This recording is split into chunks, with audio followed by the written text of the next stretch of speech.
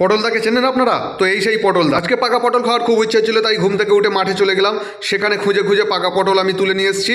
তো পাকা পটল আমি তুলছি, দেখতেই পাচ্ছেন বন্ধুরা কত পাকা পটল। তো সবগুলো আজকে আমি ভাজা করব, দেখতেই পাচ্ছেন এই সমস্ত পটলগুলো। এই যে এতটা পটল হয়েছে, থালাতে এবার নুন মাখিয়ে আমি একটু মাখিয়ে নেবো পটলগুলো ভালো করে। মাখানো হয়ে গেলে আমি কড়াই বসিয়ে দেবো, তেল দিয়ে দেবো। তেলটা গরম হলে আমরা ওই কড়াইয়ের মধ্যে আমি পটলগুলো ঢেলে দেবো ভাজা করার জন্য। পাকা পটল খেতে বন্ধুরা খুব সুন্দর লাগে, দেখবেন। আপনারা যদি বাজারে পান অবশ্যই কিনে আনবেন। ঢাকা দিয়ে দেবো এবার। তো ঢাকাটা এবার খুলবো, খুলে আবার নাড়িয়ে দেবো। পটল ভাজতে একটু দেরি হয়, পাকা পটল যেহেতু, তো একটু ভাজতে দেরিই হবে। 10 থেকে 15 মিনিট টাইম লাগবে পটলটা ভাজার জন্য। তো আমাদের পটল ভাজা হয়ে গেছে, দেখতেই পাচ্ছেন। তো এবার এই পটলগুলোকে আমরা তুলে নেব। এই পটল কিন্তু গরম ভাত ডাল দিয়ে সুন্দর খেতে লাগে। তো আপনারা বাড়িতে একবার এনে ট্রাই করুন, খেতে কিন্তু দারুণ লাগবে।